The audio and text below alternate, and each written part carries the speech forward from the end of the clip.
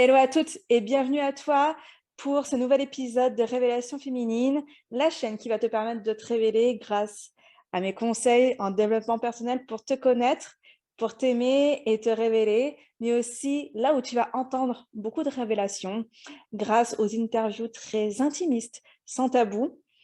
Et, et pour me présenter, je m'appelle Jeanne Georges, je suis fondatrice de Révèle, je suis coach en développement personnel, mentor et surtout révélatrice de potentiel. Bienvenue à toi dans ce nouvel épisode. Bonjour Louise, comment vas-tu? Très bien, et toi? Super, merci. Merci Louise d'être là, d'être mon invitée sur le podcast et la chaîne YouTube de Révélation féminine. Donc Louise, c'est alias Aknamoud sur Instagram. Donc vous la retrouvez sous ce nom-là. Et en fait, Louise, c'est une mine d'informations et de conseils pour les futures mamans et les mamans. Voilà, la relation avec bébé ou les premiers mois de vie, enfin les mois de grossesse et les premiers mois de vie de bébé. Voilà, plein de conseils. Et en plus de ça, elle a un projet juste magnifique et tellement accessible. Donc là, Louise va sortir une application où, voilà, c'est le tout. Là, je pense que c'est l'application Rêver. Tu nous en parleras un peu tout à l'heure. Mais en gros, vous aurez tout au même endroit pour être bien en tant que maman, en tant que femme. Voilà, j'en dis pas plus. Tu en parleras un petit peu tout à l'heure. Mais c'est juste génial et donc j'ai hâte moi-même de la découvrir. Donc merci encore à Louise d'intervenir et vraiment, je voulais qu'on parle ensemble d'un gros sujet qui est quand même la culpabilité de la maman. Parce que maman se sent coupable de beaucoup de choses et j'aimerais qu'on en discute et que tu me donnes ton point de vue sur tout ça. Donc voilà, on va voir tout au long de cette interview. Mais d'abord, j'aimerais voilà, que tu nous parles de toi, que tu nous racontes un petit peu ton histoire en tant que femme, en tant que maman et là, en tant qu'entrepreneur Aknamoud. Donc raconte-nous tout. Ça marche. Bah, déjà, merci beaucoup pour ta présentation. Je suis ravie de participer à ton podcast avec un grand plaisir, surtout qu'on communique ensemble depuis, de nombreux mois maintenant. Donc je Ouais. suis déjà ravie de voir ton évolution aussi, de mon côté et de me permettre à moi de pouvoir, présenter un peu la mienne aussi. Donc voilà, j'insiste, merci là-dessus. Et donc pour me présenter, je vais essayer de la faire courte parce que c'est assez condensé sur ces 3-4 dernières années. En fait, l'aventure ACNA a démarré avec un événement un peu difficile, je mets des guillemets. En fait, ce qui s'est passé, c'est que j'ai fait un burn-out alors que j'étais enceinte de 7 mois. Donc Ok. à l'époque, j'étais agent immobilier donc sur Paris, dans une agence, haut de gamme qui était très exigeante.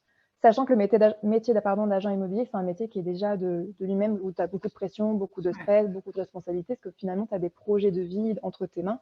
Tu as aussi des comptes à rendre derrière. Mais vraiment, oui à tout, quitte à mettre du coup en péril, ma grossesse et c'est ce qui s'est passé. Parce qu'en fait, le burn-out que j'ai eu, en même temps, j'ai une petite menace d'accouchement prématuré. Donc en fait, je me suis D'accord. retrouvée alitée à 7 mois.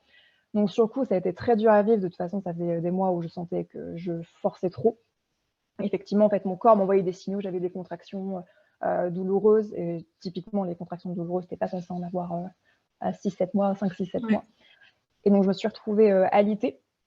Donc, c'est une période, comme je disais, un peu difficile, mais finalement, ça m'a fait un gros déclic. Parce que J'imagine. mon bien-être, clairement, je l'avais mis à la poubelle Ouais. depuis un certain temps. Pareil, je me suis vraiment effacée, ma personnalité s'était effacée. Et du fait d'avoir été alitée, j'ai pris de grandes décisions. D'une part, de quitter mon boulot. Voilà, de quitter mon boulot, de quitter Paris. On est D'accord. parti, on a déménagé à Nantes. Et surtout, c'était un moment où j'ai vraiment pu recentrer mes priorités, c'est-à-dire mon bien-être et celui surtout de ma fille à venir. Et je me suis intéressée pendant toute cette période, parce que j'avais du temps, beaucoup de temps, tout Ouais, ce qui est j'imagine. développement personnel, la maternité. J'ai vraiment pu faire énormément de recherches. Et en fait, j'ai découvert un univers qui m'a vraiment passionnée. Je dis univers parce que pour moi, la maternité, c'est un peu d'une certaine manière du développement personnel, si on peut dire ça comme Complètement. ça, de façon très, très, très simplifiée, parce que finalement, dès le désir d'enfant, tu en apprends énormément sur toi. Tu dois surmonter des difficultés, tu as des moments de bonheur évidemment aussi, hein. C'est pas que tout noir. Moi, ma grossesse, finalement, à part cet incident-ci, c'est malgré tout très bien passé. Mais voilà, donc j'ai découvert à la fois dans le développement personnel des disciplines qui m'ont énormément plu. La méditation, j'ai découvert un peu la sophrologie, mais je me suis vraiment intéressée à la sophrologie avec ACNA. Bref, D'accord. je m'éloigne peut-être un petit peu. Pareil, j'ai eu beaucoup de lectures sur le développement personnel et en même temps, comme j'allais devenir maman, comme je le disais tout à l'heure, eh bien, je me suis intéressée dans tout ce qui est maternité, comment mieux vivre sa grossesse. J'ai fait du yoga prénatal, j'ai suivi des cours de préparation à la naissance et à l'après. Je me suis intéressée aussi au développement du bébé, scientifiquement parlant, enfin vraiment tout un tas de choses. J'ai lu aussi sur l'éducation quand j'étais déjà prête à éduquer mon enfant alors qu'elle avait même pas encore les 2 ans là. Vraiment, ça m'a vraiment passionnée et j'adorais faire ces recherches. J'ai regardé beaucoup la maison des maternelles, j'ai forums, blogs, articles et j'ai vraiment essayé de recouper ces informations et et dans ce même temps, bon, c'est peut-être un peu prématuré de parler de ça tout de suite, mais en fait, je me suis rendu compte de toutes les informations, on peut dire, contradictoires. En fait, quand j'ai beaucoup de recherches, c'est que tu es obligé de chercher la bonne information qui déjà est en accord avec toi-même. Bien sûr. Et surtout, de trouver les nuances. Bon, ça, je pense qu'on en reparlera effectivement plus tard. Pareil, j'ai subi tout ce qui est injonction. J'ai vu aussi ce que les femmes pouvaient recevoir comme injonction, parce que moi, je pense que j'ai été un peu épargnée aussi de ça.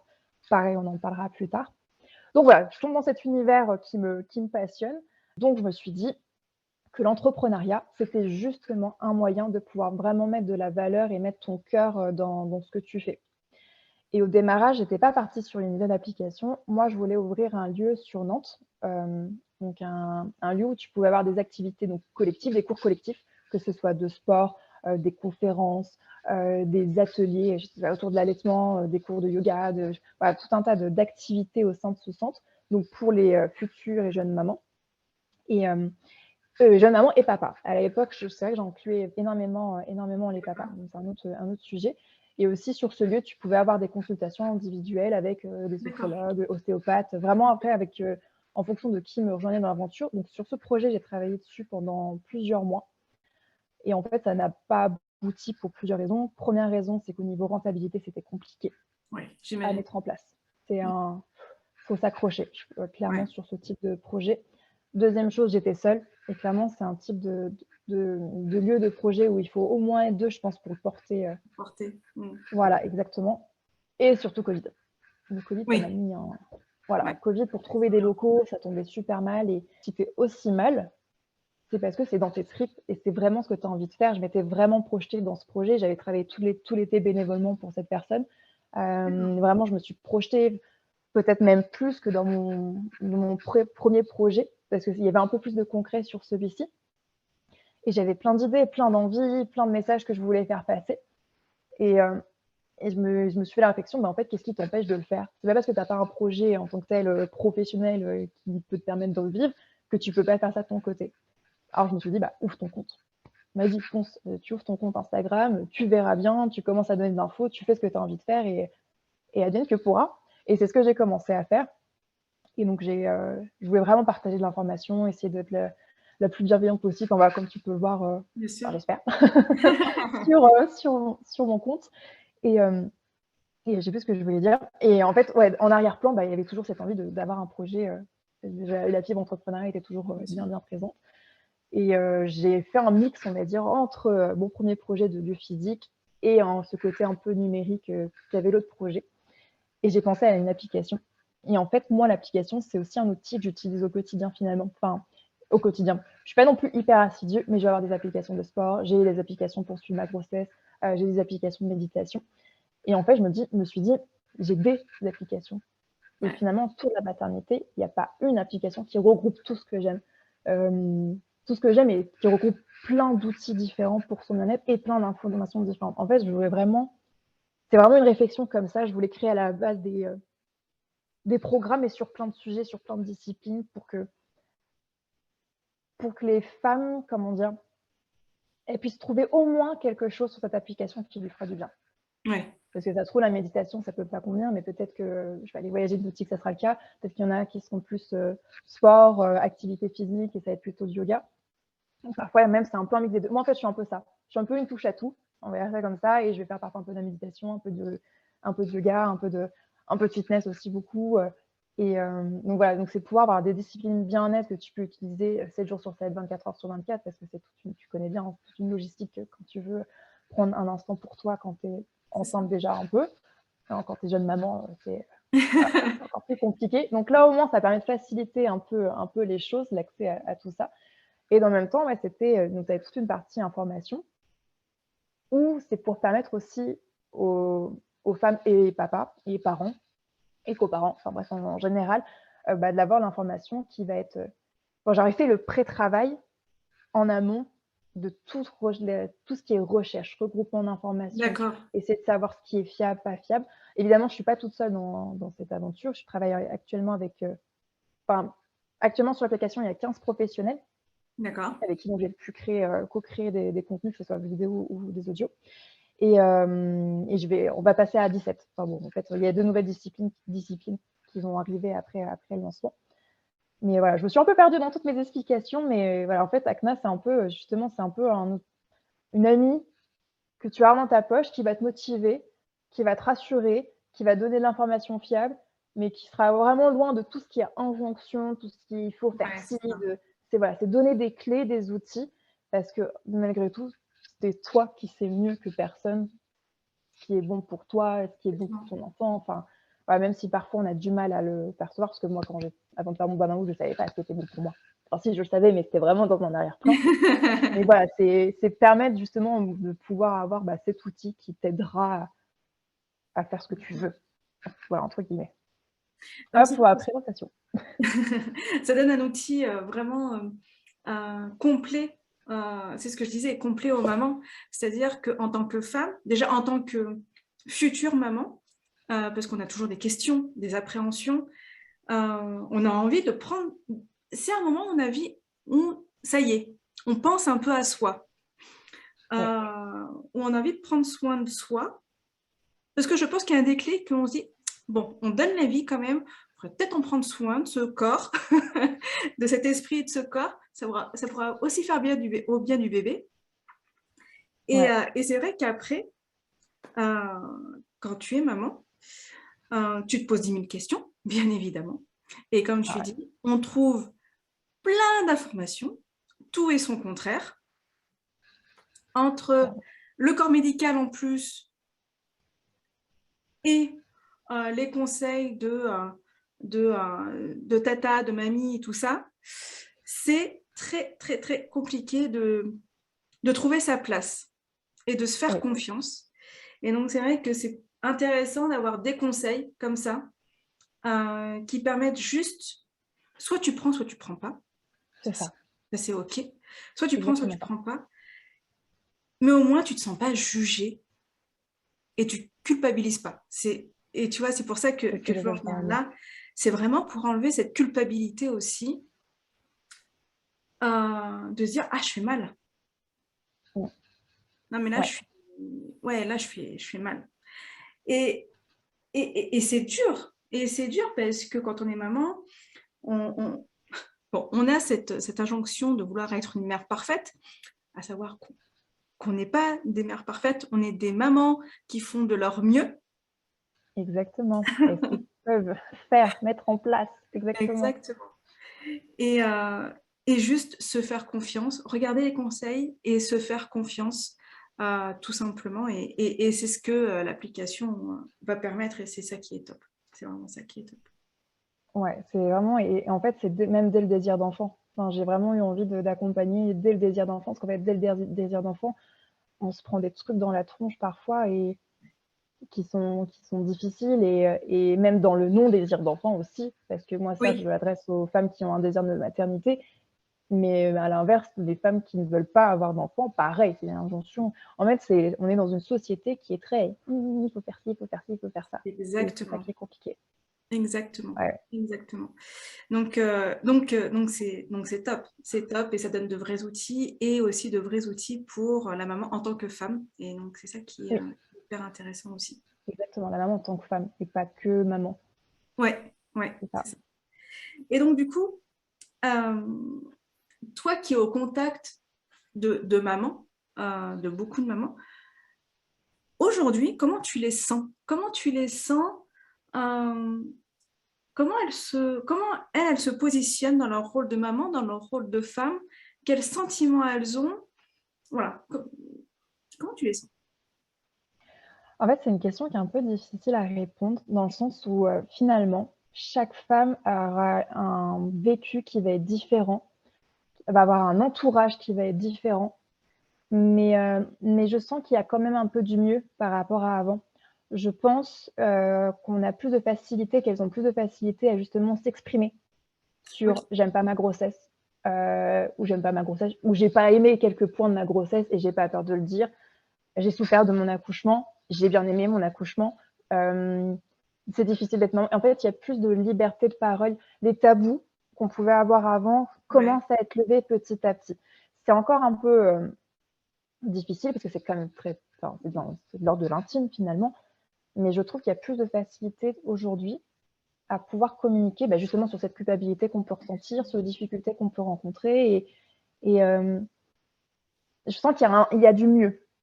Il y a du mieux, il y a une forme de il y a peut-être plus de partage. Après je dis ça parce que là, c'est de l'instant T pour moi bien sûr. j'ai pas été maman il y a 10 ans, par exemple et peut-être qu'il y a 10 ans, Oui, c'était peut-être, la même chose, mais j'ai quand même l'impression, grâce aux réseaux sociaux notamment, grâce à des super, justement comptes, genre on peut citer par exemple Bistory, enfin il y en a plein de comptes de personnes justement qui essaient justement d'accompagner les femmes et de briser un peu ces tabous et d'essayer d'aider, d'accompagner et de dire, bah, c'est OK, de se sentir comme ça, c'est OK de pas aller bien, c'est OK de pas forcément aimer telle ou telle chose et de justement un peu, bah, remettre la maternité dans sa réalité, tout en sachant, bah, que chaque histoire est totalement différente d'une femme à l'autre, ça peut, enfin, tout peut être vécu de façon totalement différente.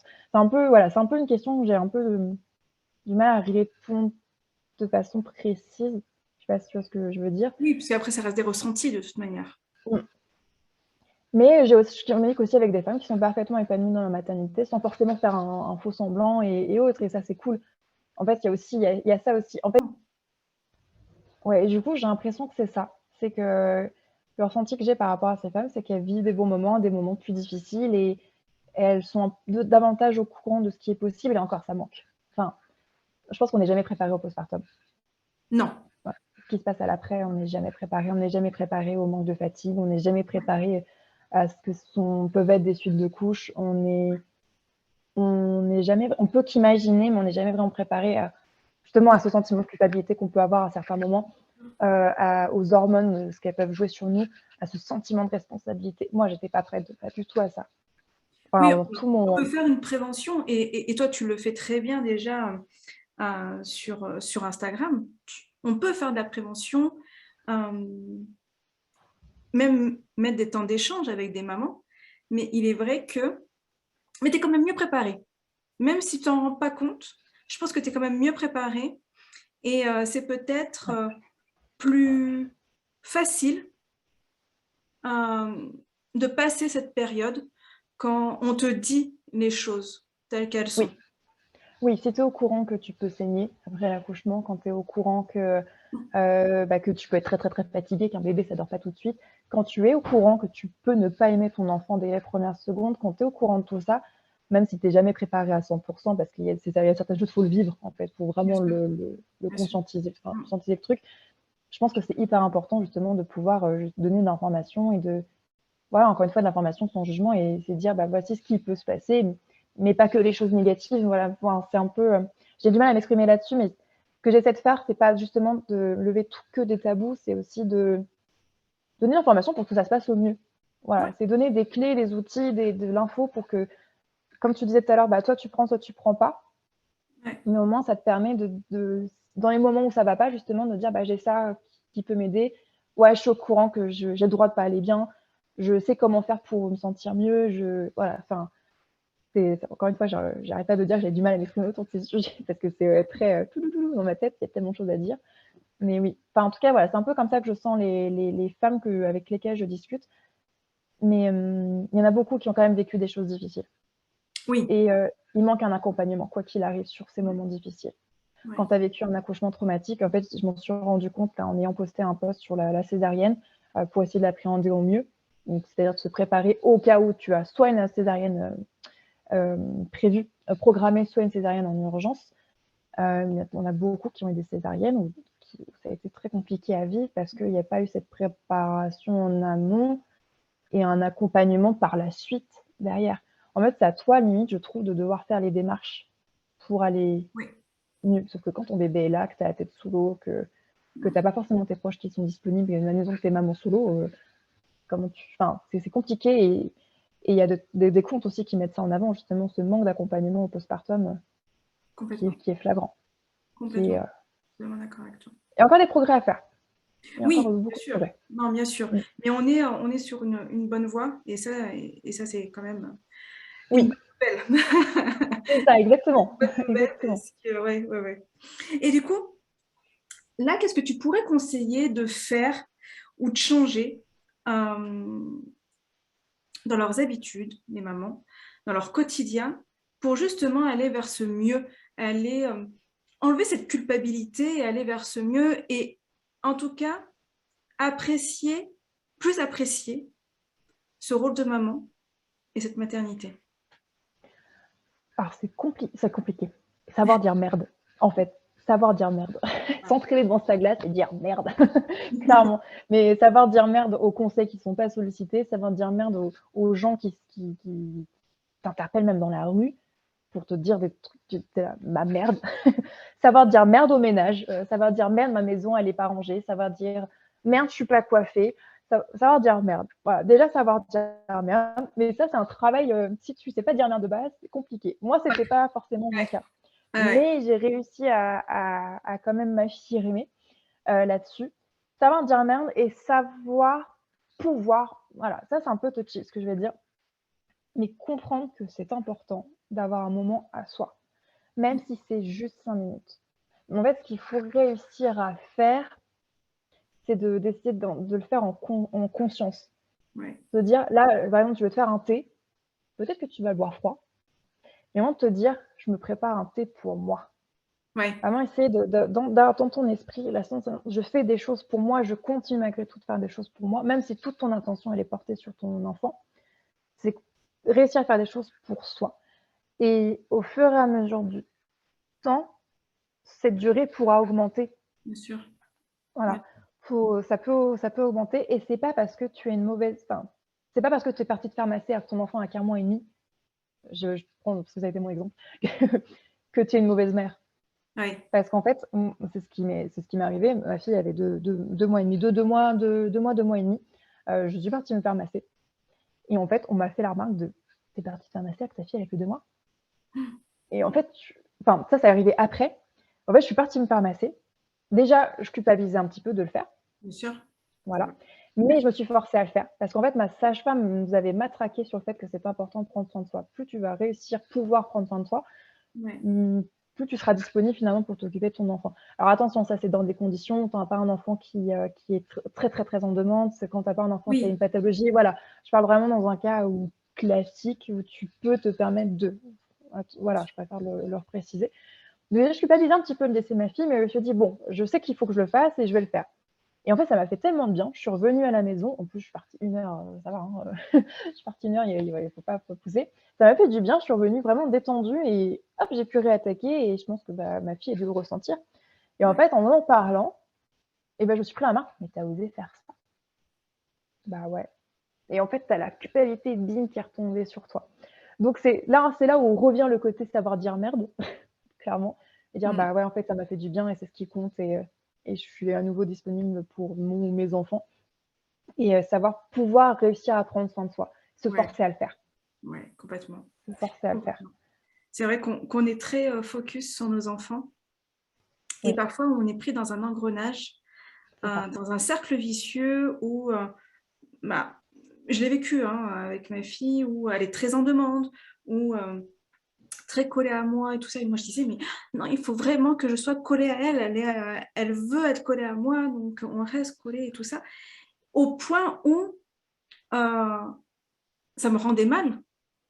Et en fait, les moments où je prends du temps pour moi, c'est limite magique.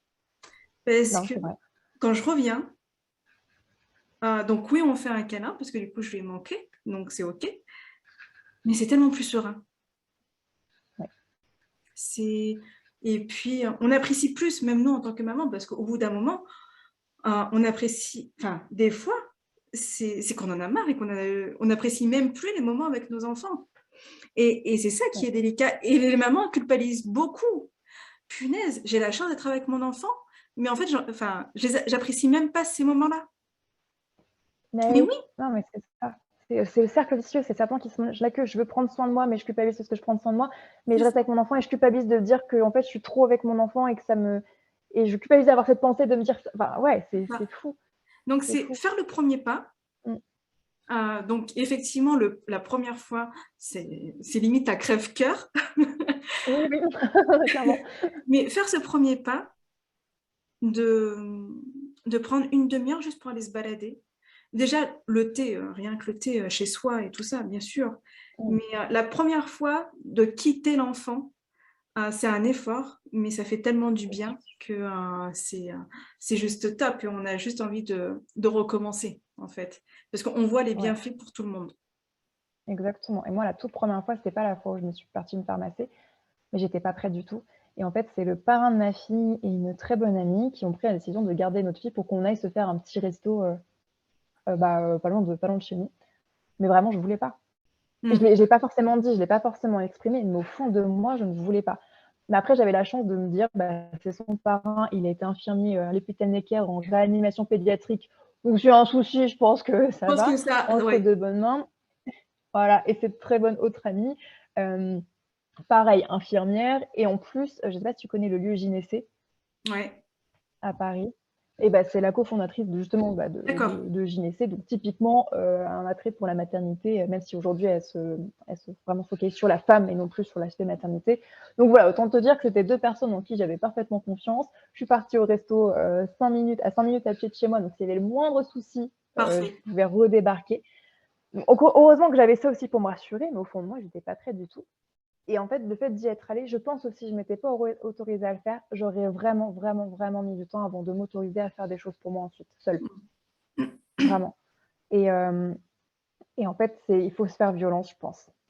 Il faut se faire violence, mais après, encore une fois, il n'y a pas d'obligation. Si toi, tu as envie de rester près de ton enfant et que ça te déchire beaucoup trop le cœur de le laisser ne serait-ce que 10 minutes, c'est toi qui vois, et ça, il y a zéro. Tu vois, mes conseils, encore une fois, tu prends ou tu prends pas. Hein. Après, les temps pour soi peuvent être pris différemment. Comme tu disais, rien que le fait de prendre son thé en conscience, prendre un bain, une douche, mais prendre le temps de le faire et pas, voilà. Déjà, rien que ça. Le matin, si tu as envie de te préparer pendant 10 minutes, voilà, c'est OK. Si la séparation est difficile, il y a au moins ces petites choses qui peuvent être mises en place et qui peuvent faire vraiment du bien, déjà. Exactement. Et puis, tu peux faire des choses pour toi avec ton enfant, mine de rien. Tu peux, par exemple, moi, je suis très d'activité sportive, mais tu peux faire du yoga avec ton bébé. Ça existe. D'ailleurs, c'est une chose que j'ai envie de mettre en place par la suite sur Acna. Donc là, c'est pas encore actuellement le cas, mais voilà.